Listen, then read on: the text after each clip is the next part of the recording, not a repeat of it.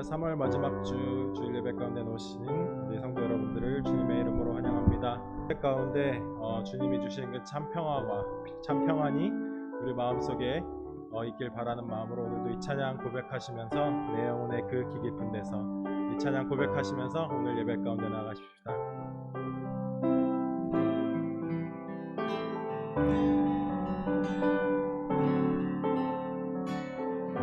내 영혼의 그 기, 내 영혼의 그 기 깊은 데서 맑은 바람이 울려나네.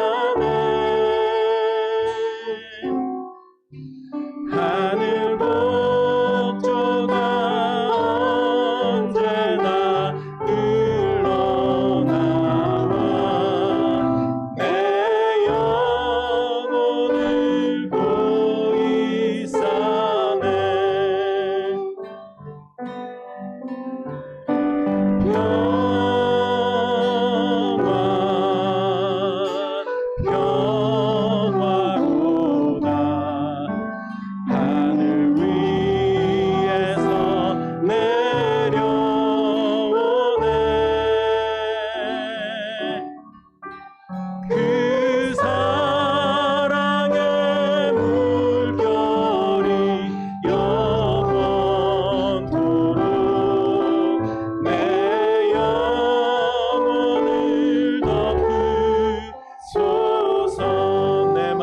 솟아나는 내 맘속에 솟아난 이 평안이 깊이 묻힌 보배로다.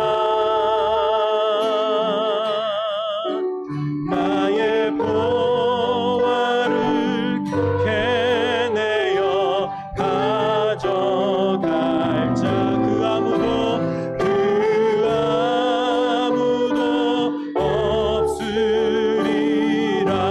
없으리라. 평화로다.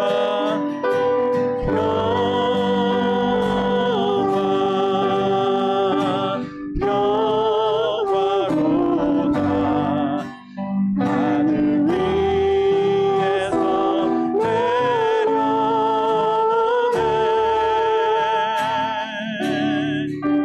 그 사랑의 물결이 영원토록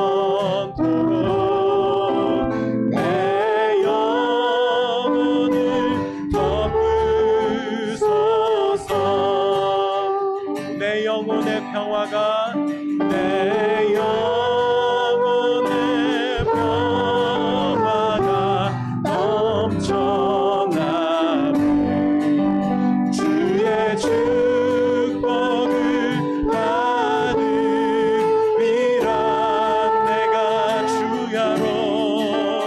내가 주야로 주님과 함께 있어. 내 영혼이 편히 쉬네.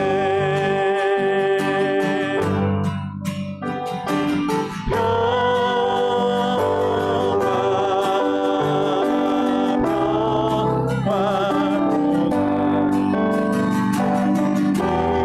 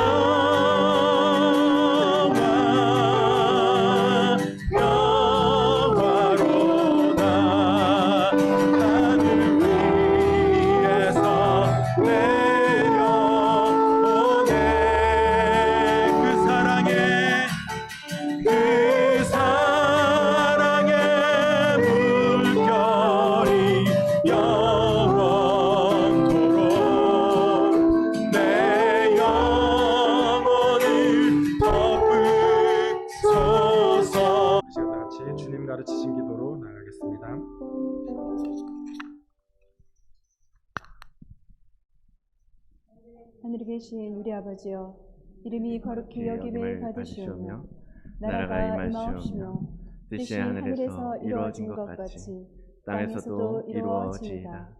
오늘 우리에게 일용할 양식을 주시옵고 우리가 우리에게 죄 지은 자를 사하여 준 것 같이 우리 죄를 사하여 주시옵고 우리를 시험에 들게 하지 마시옵고 다만 악에서 구하시옵소서. 나라와 권세와 영광이 아버지께 영원히 있사옵나이다. 아멘. 다시 찬송가 278장 찬양하겠습니다.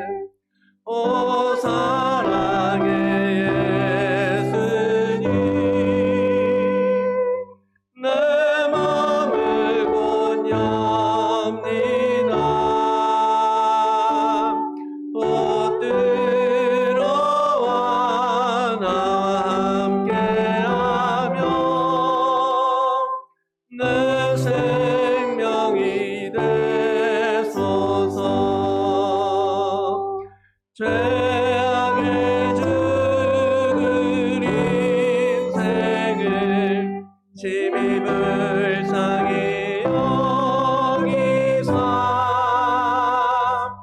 저 하늘의 영광 버리고 이 세상에 오셨네. 오 사랑의 예수님, 마음을 고냘니다.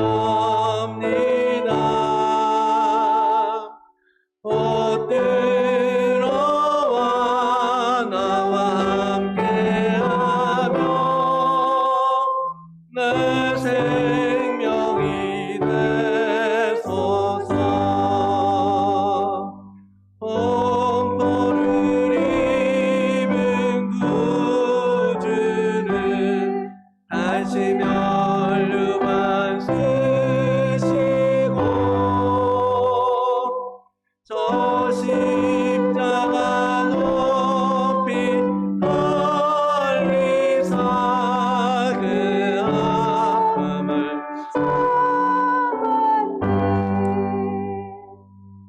오 사랑의 예수님, 내 마음을 고냘니다. 오 들어와 나와 함께하며 내 생명이 되소서. 미련한 우리 인생은 주의 공로를 모르고 그 쓸쓸한 서막 가운데 늘에 메고 다녔네. 오 사랑의 예수님, 내 마음을 고냘니다.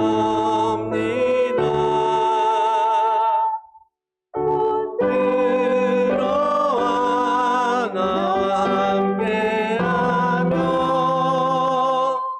내 생명이 되소서.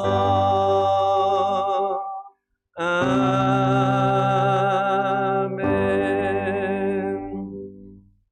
함께 기도하시겠습니다. 하나님이여, 주는 나의 하나님이시라. 내가 간절히 주를 찾되 물이 없어 마르고 황폐한 땅에서 내 영혼이 주를 갈망하며 내 육체가 주를 앙무하나이다.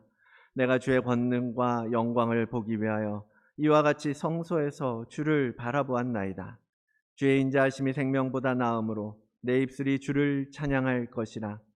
이러므로 나의 평생에 주를 송축하며 주의 이름으로 말미암아 나의 손을 들리이다.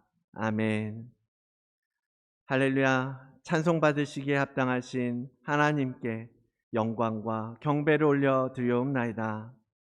우리 한 영혼 한 영혼을 지극히 사랑하셔서 영원한 생명을 주시기 위하여 그 아들을 보내시고 십자가에서 구원을 완성케 하신 하나님, 이 구원의 감격을 오늘 예배 가운데 넘치도록 부어주심으로 거룩한 성소에 나온 이 모든 이에게 하나님의 살아계심을 나타내시기를 구하옵나이다. 이 악한 세상에서 우리를 부르시고 의롭다 하신 주님, 우리를 구별하여 자녀 삼으시고 또 그에 맞는 소망을 주시니 감사합니다. 그 소망 가운데 광야와 같은 이 땅에서 이 삶을 아름답게 빚어갈 수 있도록 모든 주의 백성들에게 은혜를 베풀어 주시옵소서. 한 주간 세상 가운데 살면서 실수하고 넘어지고 또 빼앗겨버린 우리의 마음을 회개합니다. 우리의 입술에서 나오는 말들이 우리의 행동과 우리의 눈빛으로 다른 이들을 판단하고 또 그들에게 분노하고 그들을 속이고 미워한 일이 있다면 이 시간 거룩한 이 주님의 성소에서 주 예수 그리스도의 그 피로 덮으시고 주의 긍휼을 덧입게 하여 주옵소서. 하나님의 마음을 떠나서 탕자처럼 굴었던 우리의 고집과 욕심을 이 사순절에 드러나게 하셔서 죄의 자리를 박차고 떠나고서 일어나게 인도해 주시기를 간절히 원하옵나이다. 죄와 싸워서 넘어지는 힘없는 성도가 아니라 강건한 영으로 아버지께로 향하여 나아가는 그런 모든 성도와 교회 공동체가 되도록 인도하여 주시옵소서. 주께서 세우신 이 다드림 교회를 기억하여 주시고 언제나 성령의 인도하심 아래 이 땅에서 사명의 빛을 들고 서는 교회가 되게 하시기를 간구하옵나이다. 특별히 지난 20년간 이곳에서 하나님의 뜻을 따라 천국 복음을 선포하는 교회로 삼아주시니 감사드립니다. 비록 작고 연약할지라도 약한 자를 들어쓰시는 하나님의 그 놀라운 능력을 힘입어 새로운 비전과 꿈을 향하여 도약하는 교회가 되도록 복을 더하여 주시기를 간절히 원하옵나이다. 주님이 주신 마음을 가지고 이 호주 땅에서 마음을 잃어버린 영혼들에게 따뜻하게 다가가는 그런 교회가 되게 하시고 눈물로 호소하는 이들에게는 위로를 주는 교회, 웃음이 사라지는 자들에게는 기쁨과 행복을 나누어 주는 그러한 교회가 되게 하여 주시옵소서. 성도 한 사람 한 사람이 그리스도의 형상을 회복하여서 예수 그리스도가 드러나는 교회가 되기를 원합니다. 그래서 하나님의 다스림이 있는 하나님의 나라가 바로 오늘 우리가 예배하는 이곳이 되기를 주님께 간절히 바라고 원하옵나이다. 열방 가운데에서 복음의 전도자로 수고하는 선교사들을 주님 기억하여 주시고 모든 선교지마다 하나님의 임재로 응답하여 주시며 성령의 일하심으로 복음의 능력이 나타나도록 함께하여 주시옵소서. 저희 교회와 협력하고 있는 태국의 정도연 선교사, 캄보디아의 이기쁨 선교사, 필리핀의 이화령 선교사, 타지키스탄의 전빌립 선교사, 그리고 그 모든 선교사와 함께 동역하는 그들의 가족과 그들의 공동체 가운데 주께서 늘 함께하여 주셔서 저들의 필요를 채워주시고 영원히 살아나는 기쁨을 허락하여 주시옵소서. 더불어 함께 마음으로 동행하며 기도하는 우리 다드림교회 모든 성도가 되도록 또한 함께하여 주시기를 간절히 원합니다. 오늘 특별히 주의 인도하심을 따라서 교회 내 새로운 조직을 세우는 자치기관 설립 예배로 주께 올려드립니다. 교회가 더욱 강건하게 성장해 나가는 그러한 기회가 되게 하시고 오직 그리스도께로 뿌리를 내리는 귀한 자치기관들이 세워져 가도록 지혜와 능력을 더하여 주시옵소서. 그를 위하여 보내신 주의 종 유재 목사님을 통하여 선포되는 말씀을 우리가 모두 먹고 모두 힘과 정성을 다하여서 이 하나님의 몸된 교회를 빚어갈 수 있도록 은혜를 더하여 주시옵소서. 선포되는 말씀이 이 땅에 떨어지지 않고 우리 모두의 마음밭에 잘 심겨져서 또 한 주간, 한 달, 또 한 해를 살아가는 능력이 되도록 복을 더하여 주시옵소서. 이 예배를 마치기까지 성령님의 역사가 이 자리를 지켜주시기를 간절히 바라옵고, 또한 오후에 있을 순서까지도 오직 주님만이 우리의 목자가 되어주시기를 간절히 원하오며, 우리를 위하여 이 땅에 오셔서 부활의 첫 열매가 되시는 예수 그리스도의 이름으로 간절히 기도드리옵나이다. 아멘.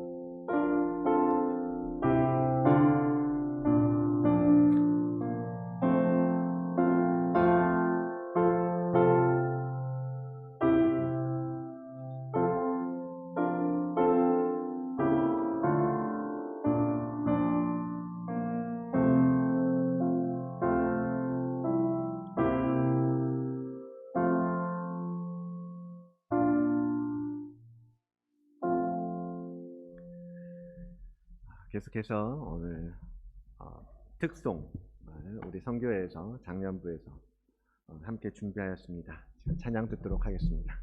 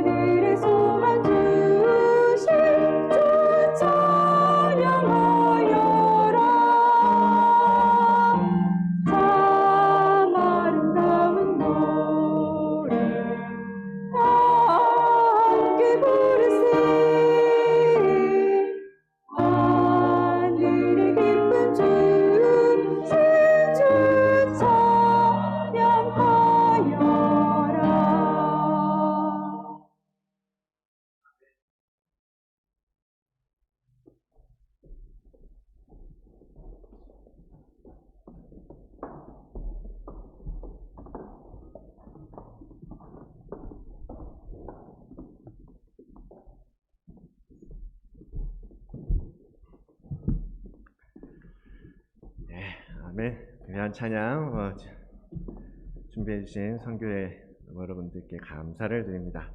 오늘 하나님 주신 말씀 함께 보겠습니다. 누가복음 15장 25절로 32절까지의 말씀입니다. 누가복음 15장 25절로 32절까지의 말씀인데요. 지난주에 이어서 목사님께서 준비해 주신 건 저하고 맞춰서 준비한 건 아니신데 본문이 이어집니다. 다 같이 일어나서 하나님 말씀 받겠습니다. 한 목소리로 읽겠습니다. 25절로 32절까지의 말씀입니다. 마다들은 밭에 있다가 돌아와 집에 가까이 왔을 때에 풍악과 춤추는 소리를 듣고 한 종을 불러 이 무슨 일인가 물은데 대답하되 당신의 동생이 돌아왔음에 당신의 아버지가 건강한 그를 다시 맞아들이게 됨으로 인하여 살찐 송아지를 잡았나이다 하니 그가 노하여 들어가고자 하지 아니하거늘 아버지가 나와서 번한데 아버지께 대답하여 이르되 내가 여러 해 아버지를 섬겨 명을 어김이 없거늘 내게는 염소 새끼라도 주어 나와 내 벗으로 즐기게 하신 일이 없더니 아버지의 살림을 창녀들과 함께 삼켜버린 아들이 돌아오매 이를 위하여 살진 송아지를 잡으셨나이다. 아버지가 이르되 예 너는 항상 나와 함께 있으니 내 것이 다 내 것이로되 이 내 동생은 죽었다가 살아났으며 내가 잃었다가 얻었기로 우리가 즐거워하고 기뻐하는 것이 마땅하다 하니라. 아멘. 앉으시겠습니다. 하나님의 말씀입니다. 오늘 우리에게 남녀 선교회의 존재 이유라는 말씀으로 특별히 자치기관 설립 예배를 위해서 유재인 목사님을 모셨습니다. 우리 목사님은 엠마우스 티올로지컬 컬리지에서 교수 생활하시다가 제가 공부할 때 저의 은사님이세요. SCD 시드니 디비니티 컬리지에서 지금 조직신학을 가르치고 계시는 교수님이십니다. 오셔서 말씀 전해주실 때에 말씀을 통해서 여러분 위로받으시고 힘얻으시고 하나님의 능력으로 세워져 가시기를 축복합니다.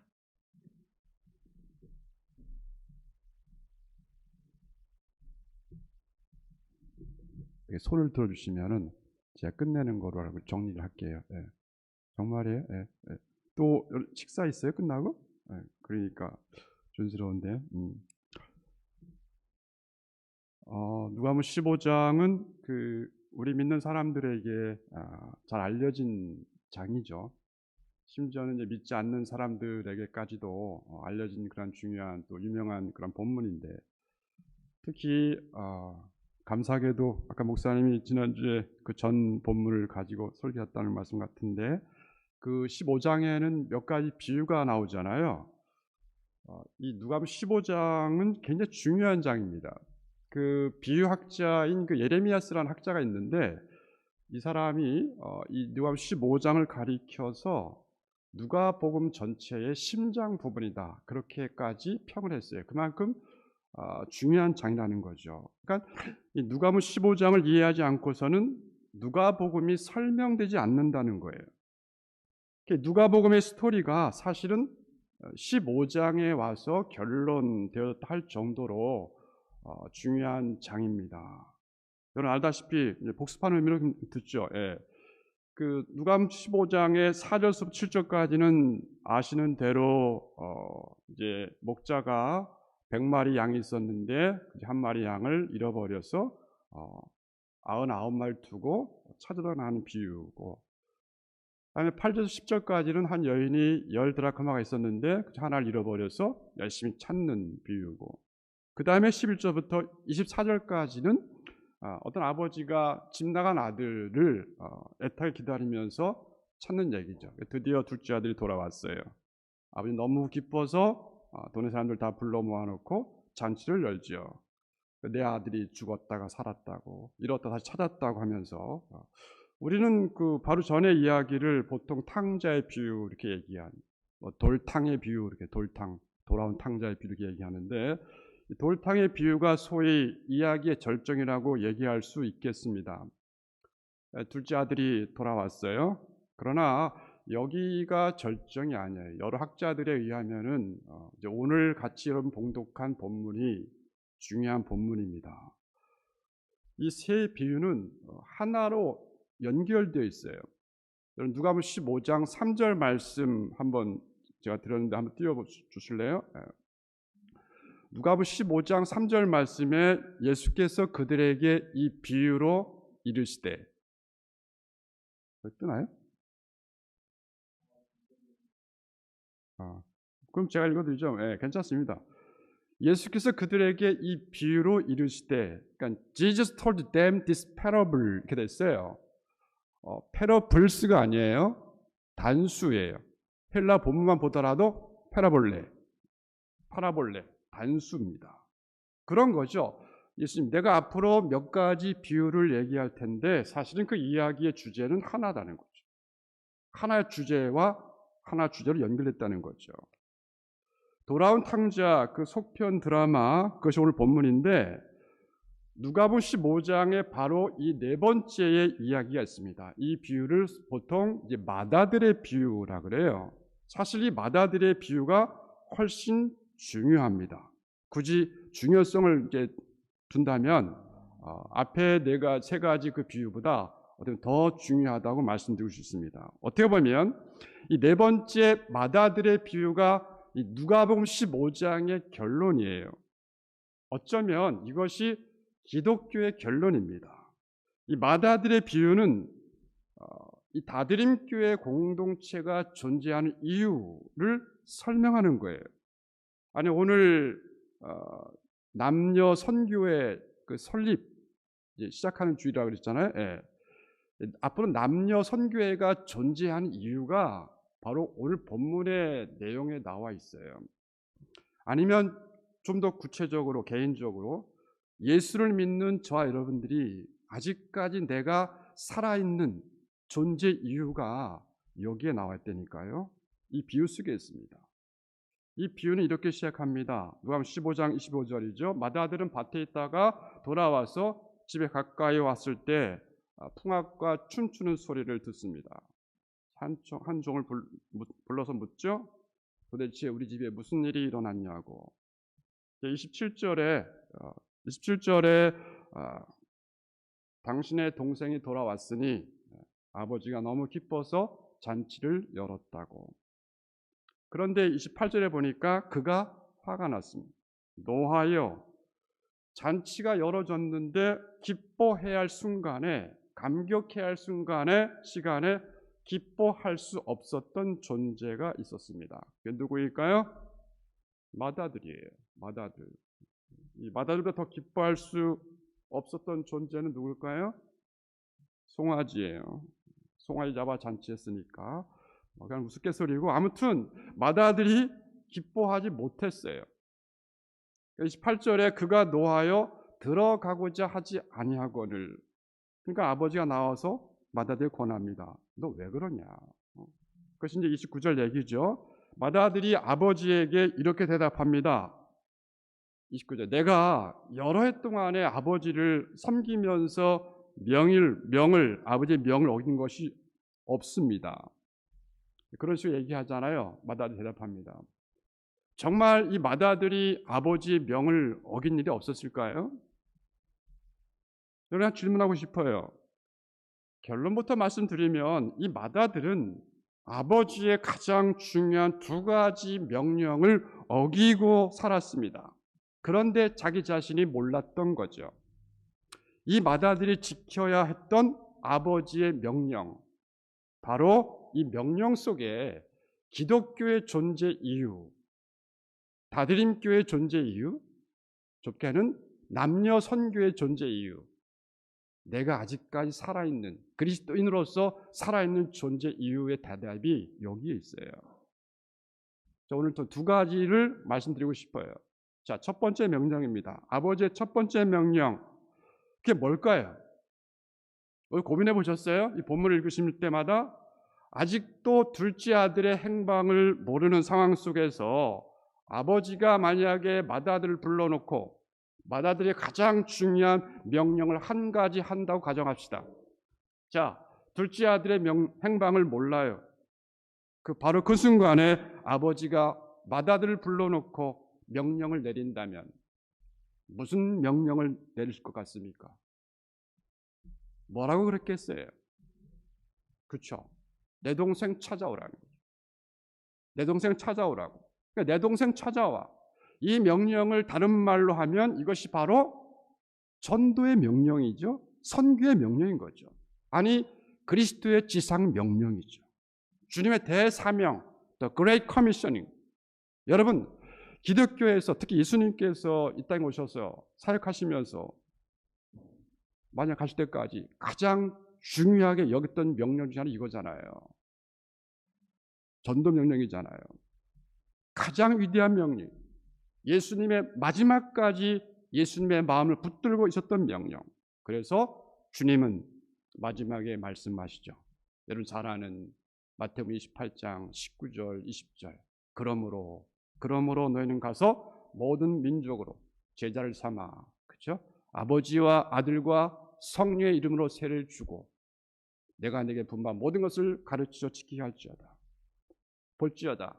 내가 세상 끝날까지 너희와 항상 함께 있으리라 하시니라. 그러니까 모든 족속 가운데 모든 민족 가운데 내 잃어버린 동생을 찾아오라는 말이잖아요.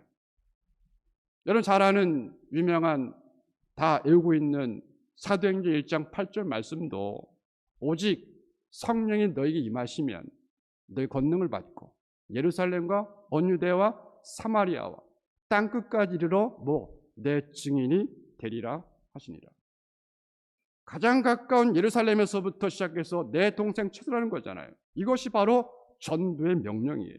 중요한 것은 여러분, 예수님이 이 맏아들의 비유를 통해서 이 명령을 강조하신 이유가 어디에 있을까? 이 본문의 말씀이 가르쳐진 배경에 우리는 주목해 볼 필요가 있습니다. 누가복음 15장 1절 2절 말씀 보시면, 준비 안 됐다니까 제가 읽어드릴게요. 모든 세리와 죄인들이 말씀을 들으러 가까이 나오니 바리새인과 서기관들이 수군거려 이르되 이 사람이 죄인을 영접하고 음식을 같이 먹는다 하더라. 예수님 당시 예수님의 설교의 메시지의 선포에 가장 큰 기대를 갖고 예수님의 말씀을 좋아했던 무리들이 나옵니다. 누구의? 세리와 죄인들이. 이들에게 예수의 말씀은 말 그대로 희망의 말씀입니다. 구원의 말씀이었습니다. 그들의 인생을 바꾸는 소망의 말씀이었죠. 1절에 모든 세리와 죄인들이 말씀을 뭐하러? 들으러 가까이 나오니. 그런데 이것을 세리와 이 사람들이 듣는 것을 탐탁지 않게 여겼던 사람들이 등장합니다. 누구죠? 바리새인과 서기관들이었어요. 여러분, 이 바리새인과 서기관들은 무신론자가 아니에요. 그들 나름대로 하나님을 잘 믿는다고 자부했던 사람들입니다. 모세의 율법 통달했죠. 토라의 영광을 지키며 해석했던 사람들이 바리새인과 서기관들이었어요. 이런 사람들에게 당시에 사람처럼 취급하지 않던 세리와 죄인들을 초청해서 그들과 함께 음식을 먹는다는 것은 있을 수 없다는 거죠. 이들 입장에서는. 그러면서 그 다음 절에 아까 읽어드렸지만 3절에 예수께서 그들에게, 누구에게? 바리새인과 서기관들에게 비유로 이르시되 하면서 첫째 비유, 목자가 잃어버린 한 마리 양을 찾는 비유. 100대 1이에요. 100마리 있었는데 하나를 잃어버려. 100대 1. 8절부터 10절까지 10드라크마가 있었는데 하나 잃어버렸어요. 10대 1이에요. 그 다음에 이어서 두 아들이 있었는데 둘째 아들이 나가요. 2대 1입니다. 무슨 얘기인지 아시겠어요? 둘째 아들이 돌아왔어요. 그것을 기뻐하지 못했던 맏아들. 여러분, 예수님이 이 비유들을 말씀하시면서 어떤 사람들을 떠올리면서 이 말씀을 하셨을 것 같아요? 누굴까요? 바리새인들이에요. 오늘 본문 15장을 뛰어넘어서 18장에 가시면 다 준비 안 된 거죠? 아, 그래요? 18장 9절, 10절, 11절 소위 바리새인과 세리의 이야기를 다시 하십니다. 예수님께서 9절만 보더라도 또 자기를 의롭다고 믿고 다른 사람을 멸시하는 자들에게 이 비유로 말씀하시되 10절에 두 사람이 기도하러 성전에 올라가니 하나는 바리새인이요 하나는 세리라. 11절에 바리새인이 기도하는 모습을 성경 이렇게 묘사합니다. 예를 들면 바리새인은 서서 따로 기도하여 이르되, 아주 구별받고 싶었던 것 같아요. 서서 따로 기도하여 이르되 하나님이여 나는 다른 사람들 곧 토색, 불의, 간음을 하는 자들과 같지 아니하고 이 세리와도 같지 아니함을 감사하나이다. 그렇게 얘기해요. 11절에 보니까 두 번씩 반복되는 단어가 표현들이 나옵니다. 무슨 말이 반복됩니까? 같지 아니하더라. 나는 저들과 달라. 간음하고 도둑질하는 사람들과 질적으로 다르다는 거죠. 클래스가 다르다는 거죠. 오늘식 말하면 나는 만세 전부터 택정을 받은 사람, 한 번 교회 밖을 뛰쳐나갔던 일이 없던 사람, 나는 적어도 주일날은 교회에 꼭 나오는 사람, 난 저 세상에서 방탕하게 사는 사람들과 질적으로 클래스가 달라요. 많이 듣던 얘기 아니에요? 그러면서 바리새인의 기도는 계속됩니다. 12절이죠. 나는 일에 2번씩 금식하고 또 소득에 11조를 드리나이다. 여러분 질문할게요.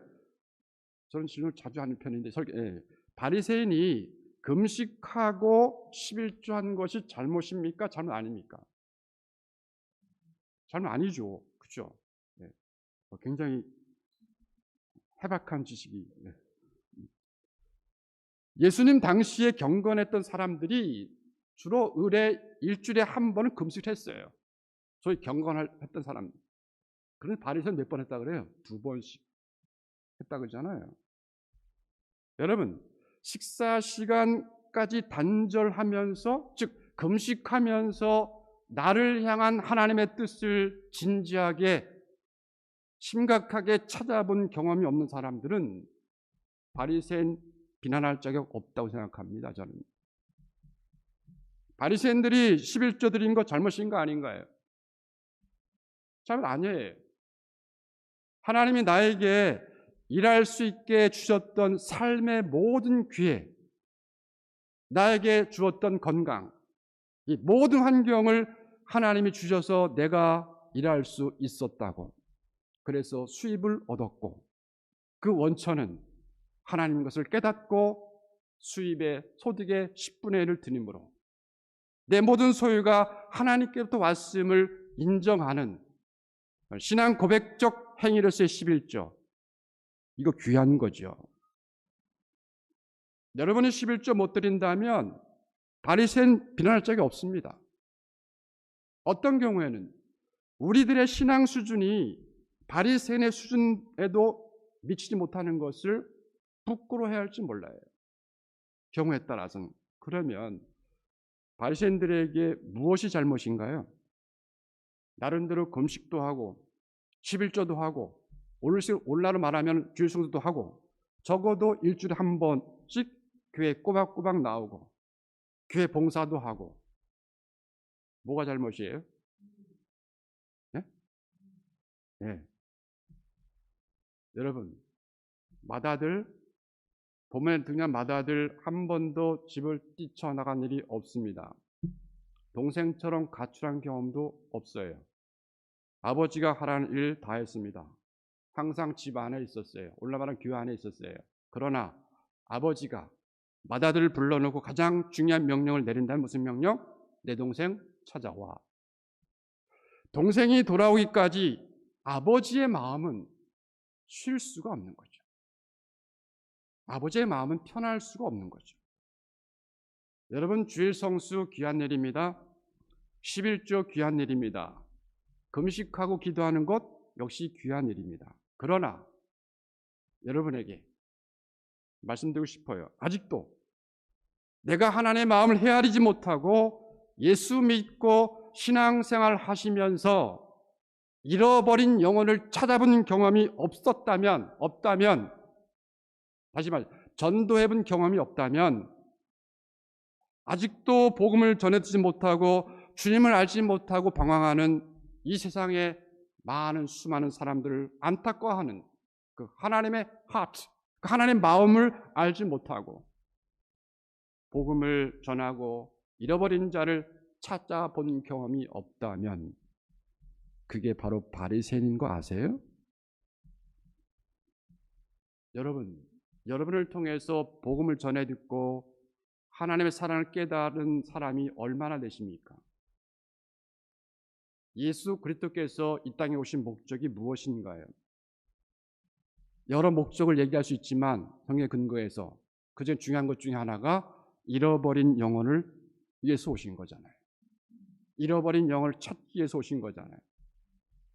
창세기부터 요한계시록까지 이 메시지를 한번 보세요. 하나님께서 우리 인간에게 주신 그 고귀한 여러 선물들이 있는데 그 중에 하나가 우리에게 자유의지를 줬어요. 이 자유의지로 하나님을 높이고 하나님을 찬양하고 하나님을 경배할 인간이 죄를 짓죠. 하나님을 반역하고 하나님을 떠났을 때에 하나님은 인간을 찾아오셨습니다. 그리고 첫사람 아담을 향해서 아담아 내가 어디 있느냐 찾으시죠. 부르시죠. 그때부터 하나님은 찾습니다. 누구를? 인간을 찾습니다. 요한계시록까지 하나님은 계속해서 인간을 찾고 계십니다.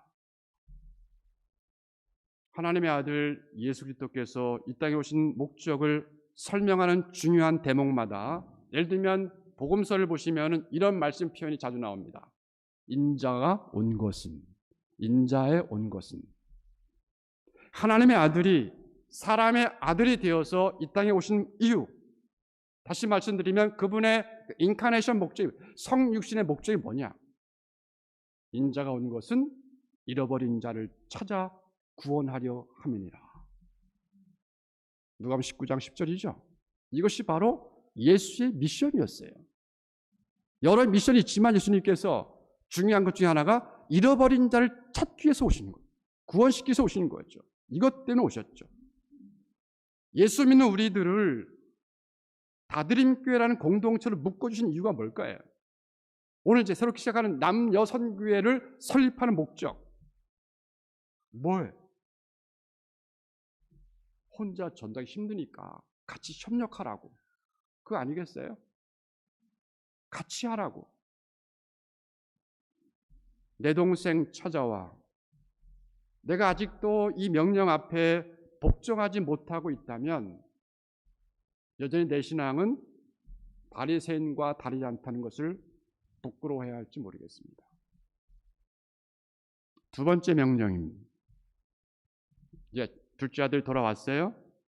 아버지가 맏아들을 불러놓고 또 다른 명령을 내린다면 무슨 명령을 할 것 같습니까? 이번에 무슨 명령? 동생 어떻게 하라고? 사랑하라고. 성경에서 가장 중요한 명령은 전도의 명령이라고 볼 수 있습니다. 또 하나의 명령을 중요한 명령을 꼽는다면은 사랑의 명령입니다. 그래서 성경은 이 사랑의 명령을 계명을 가장 큰 계명, Great Commandment라고 하죠. 띄워주세요. 마태복음 22장 37절, 39절 말씀에 어느 날 어떤 서기관이 예수 앞에서 질문하죠. 선생님, 보니까 여러 계명들이 있는데 성경에 많은 계명들이 있는데 그 중에서 어떤 계명이 가장 큰 계명입니까? 예수님께 질문해요. 그래서 예수님 뭐라고 대답합니까? 뭐죠? 예수께서 이르시되 내 마음을 다하고 목숨을 다하고 뜻을 다하여 주 너의 하나님을 사랑하라 하셨으니 이것이 크고 첫째 되는 계명이니 둘째는 이와 같으니 내 이웃을 내 자신과 사랑하라. 이렇게 대답하시잖아요.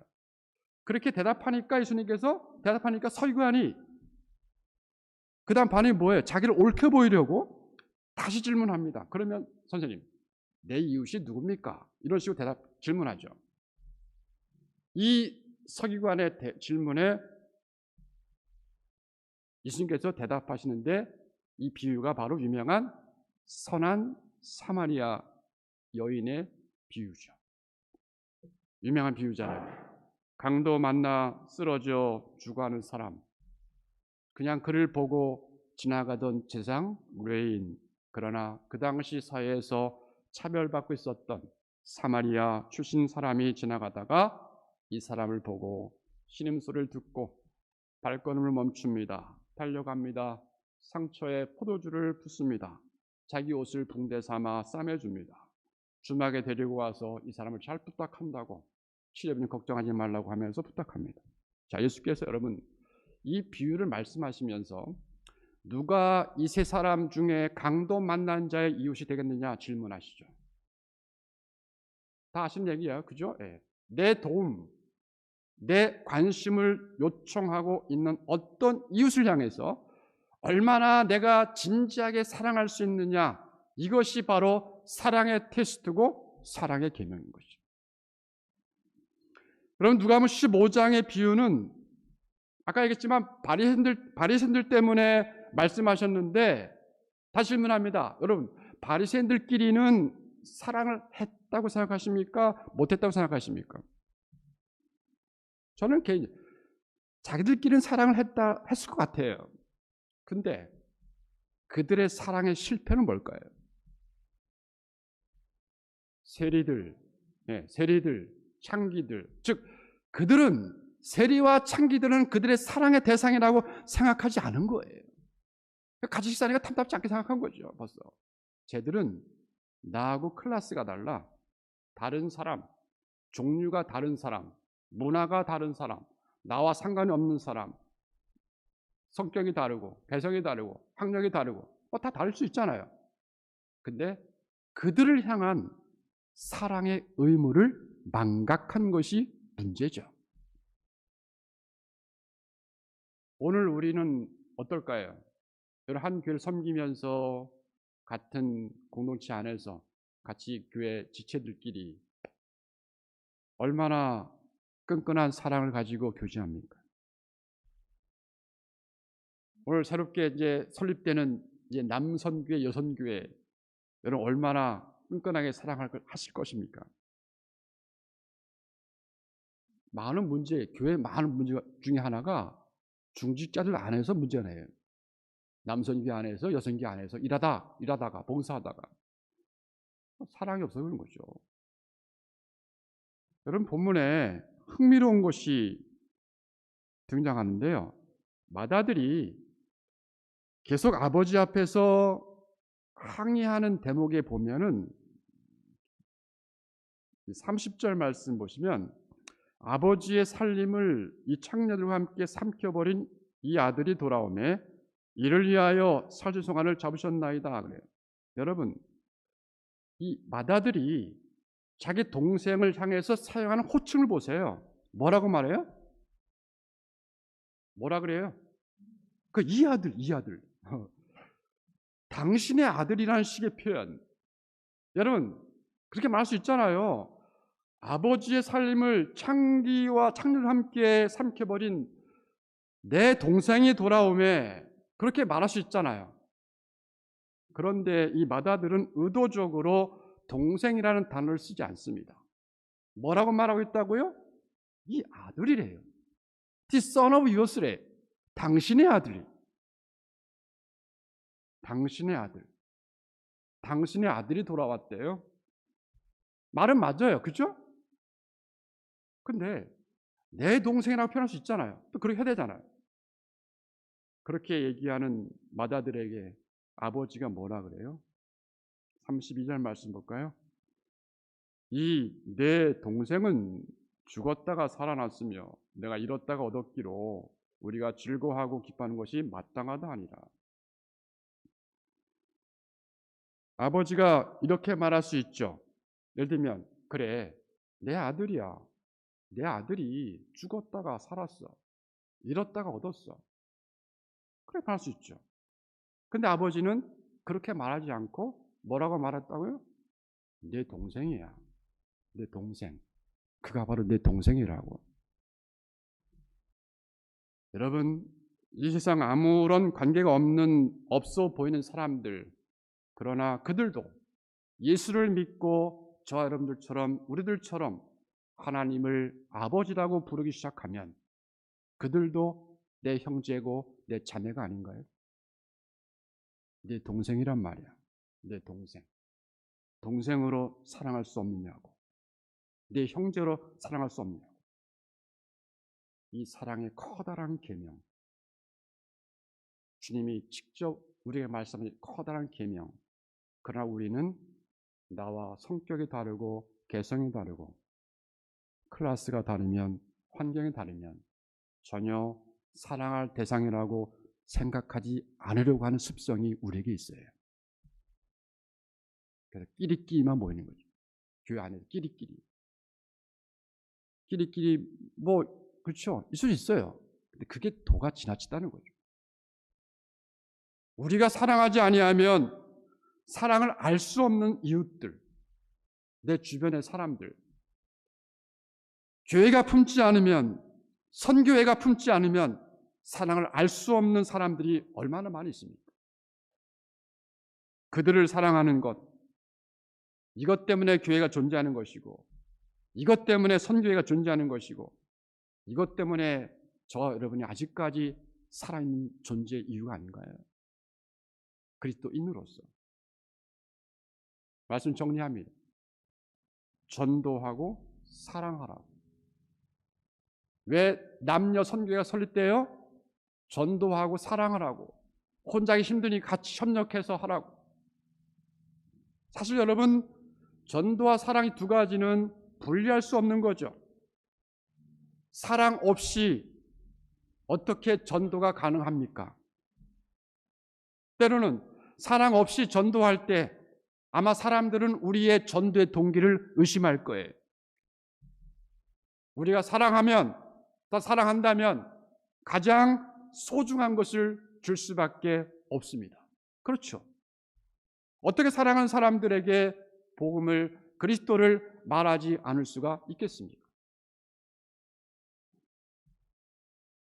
한 청년의 이야기를 하고 정리하겠습니다. 아직 우리 지사님이 손을 안 드셔서 계속하겠습니다. 한 청년의 이야기예요. 본인이 직접 쓴 책은 아니지만 그 사람에 대하여 쓰여진 책, 아마 여러분도 아마 읽으신 분이 있을지 모르겠어요. 저도 여러 번 읽었는데, 그 청년 바보 의사 들어봤죠? 안수연 지음, 이기섭 역금. 고대 의예과 91학번 출신의 젊은 군의관 얘기. 2006년에 1월에 갑자기 군의관 하다가 유행성 출혈로 33세의 젊은 나이로 갑자기 세상을 떠난 청년 이야기. 이 청년의 이야기는 그의 장례식에서부터 시작이 됩니다. 영락교에 나갔는데 영락교의 장례식 사상, 한경지 목사님 이후 가장 많은 조객들이 왔었대요. 사람들이 놀라기 시작합니다. 왜 그러지? 젊은 사람이 죽어서 안타까워서 그러는가? 그러나 범상치 않은 이야기들이 흘러나오기 시작합니다. 사람들은 서로 놀랍니다. 이 친구가 그 젊은인가? 그런 인생을 살아왔다는 것을 정말 몰랐다고. 한 할아버지가 영정사진 앞에서 무릎을 꿇고 울고 있습니다. 나는 이 청년 의사가 일하고 있는 병원 밖에서 구두 닦는 사람이었다고. 그런데 그 청년 의사는 구두 닦을 필요가 없는데도 자주 들려서 필요 없이 돈을 더 주면서 제 손을 잡아주면서 할아버지 춥지 않으세요? 힘들지 않으세요? 힘내세요. 예수 믿으면 평안합니다. 좋아요. 희망이 생겨요. 그래서 나는 이 청년 때문에 예수 믿었다고. 한 아주머니가 울고 있습니다. 나는 이 병원의 세탁부로서 세탁 카트를 몰고 다니는 사람이었는데 내 곁에 머물러 준 사람은 아무도 없었다고. 그런데 이 청년 의사는 한 번도 그대로 지나간 적이 없었다. 카트를 같이 끌어주면서 아주머니 얼굴이 왜 그래요? 제가 드린 비타민C 꼭 드시나요? 아주머니 예수 믿으면 힘이 생겨요. 그래서 나 예수 믿었다고. 한 어린아이가 눈물을 흘리고 있습니다. 그 병원의 환자였습니다. 내가 병나면 아저씨가 선물 사줄게. 그런데 자기도 모르게 이 어린아이 퇴원을 했어요. 이 청년 의사는 그 소년과 약속한 약속을 지키기 위해서 주말에 선물 꾸러기를 들고 지방 도시까지 찾아갔던 바보 같은 청년 의사. 병원에 파업이 생겼을 때 나는 환자들 곁을 떠날 수 없다고 다른 동료 의사들에게 항상 라틴어 이런 단어를 끝냈다는 거죠. 예수님의 스티그마, 예수님의 스티그마타, 스티그마타라는 것은 흔적이라는 말이에요. 헬라어인데 예수님의 흔적, 예수님의 흔적이길 원했던 이 젊은이, 예수님의 흔적처럼 살기를 원했던 바보 같은 청년 의사. 교회에서는 찬양으로 봉사하고 가방에는 항상 전도 소책자를 갖고 다니면서 틈만 나면 전도했던 그 바보 같은 청년 의사. 말 그대로 오늘 제가 말씀 전했던 전도와 사랑이 삶이 되었던 이 청년. 이 청년 죽어서 더 영향력을 줬잖아요. 죽어서 더 큰 소리로 사람들을 감동시키고 설득하고 있는 이 청년의 생애. 우리의 숨이 멎는 순간, 저와 여러분의 삶이 끝나는 순간에 내가 얼마나 오래 살았느냐, 이건 하나 중요한 것이 아니죠. 여러분들이 얼마나 많이 벌었느냐, 그것도 중요한 것이 아니죠. 여러분에게 질문을 던집니다. 무엇을 남기고 가시겠어요? 내가 예수 믿고 있었던, 또 내가 예수 믿어서 얻었던 그 구원의 사랑이 있다면 그 사랑 전하기 위해서 드렸던 생애, 이것이 멋진 인생이 아닌가요? 저와 여러분의 삶이 다하는 날 무엇을 남기고 갈 수 있겠어요? 얼마나 오래 살았느냐 중요한 게 아니잖아요. 교회 직책이 중요한 것이 아니잖아요. 내가 하나님의 사람으로, 하나님의 백성으로, 정말 그리스도의 사람으로 얼마나 주의 말씀을 붙들고 치열하게 살고자 하나님 앞에 응답한 흔적이 있었는가? 그 예수의 그 스티그마, 여러분과 저의 삶이 정말 그 예수님의 스티그마, 그분의 흔적들을 나타내고 있는가? 한 교회 지체로서, 성도로서. 주님, 제가 그렇게 살지 못했습니다. 제가 바로 바리새인이었네요. 저를 용서해 주시옵소서. 할 수만 있으면 이 복음을 나누고 사랑하기 위해서 내 인생을 드리고 싶습니다. 전도의 명령, 사랑의 명령 앞에 순종하는 다드림교회 성도님 될 수 있도록 힘써서 신앙 해결을 간절히 부탁드립니다. 기도하겠습니다.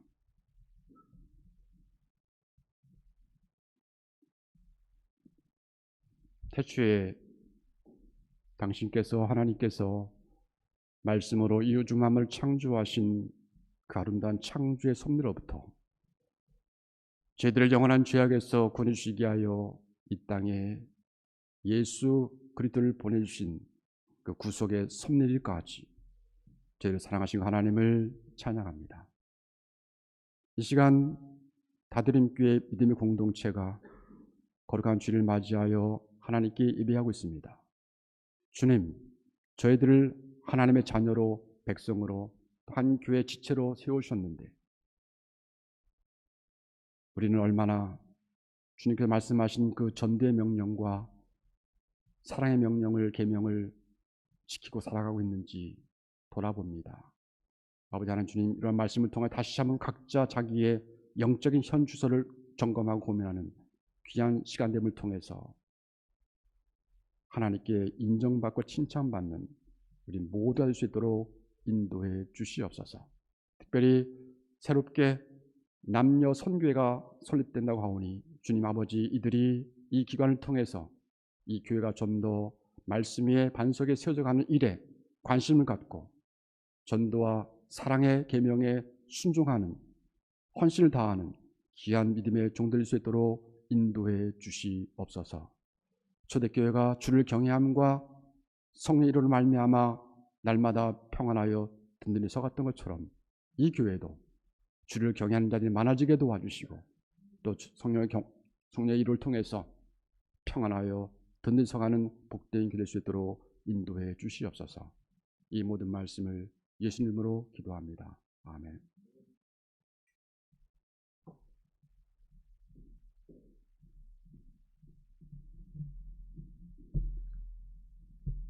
오늘 귀한 말씀으로 우리 도전하시고 하나님의 마음을 우리가 품고 살 수 있도록 말씀 전해주신 목사님께 감사를 드립니다.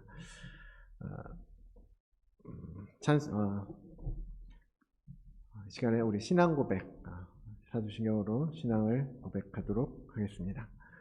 전능하사 천지를 만드신 하나님 아버지를 내가 믿사오며 그 외아들 우리 주 예수 그리스도를 믿사오니 이는 성령으로 잉태하사 동정녀 마리아에게 나시고 본디오 빌라도에게 고난을 받으사 십자가에 못 박혀 죽으시고 장사한 지 사흘 만에 죽은 자 가운데서 다시 살아나시며 하늘에 오르사 전능하신 하나님 우편에 앉아 계시다가 저리로서 산 자와 죽은 자를 심판하러 오시리라.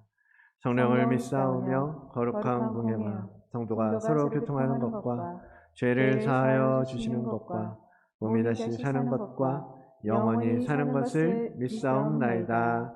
아멘. 같이 일어나셔서 찬송가 320장 찬양하겠습니다. 1절과 4절만 찬양하도록 하겠습니다. 나의 죄를 정케 하사 주의 일꾼 삼으신 구세주의 넓은 사랑 항상 찬송합니다. 나를 일꾼 삼으신 주 계신 능력 주시고 언제든지 주 뜻대로 사용하여 주소서. 4절 주여 내게 성령으로 충만하게 채우사 생명수나 강물처럼 흐르게 하옵소서. 나를 일꾼 삼으신 주 계신 능력 주시고 언제든지 주 뜻대로 사용하여 주소서.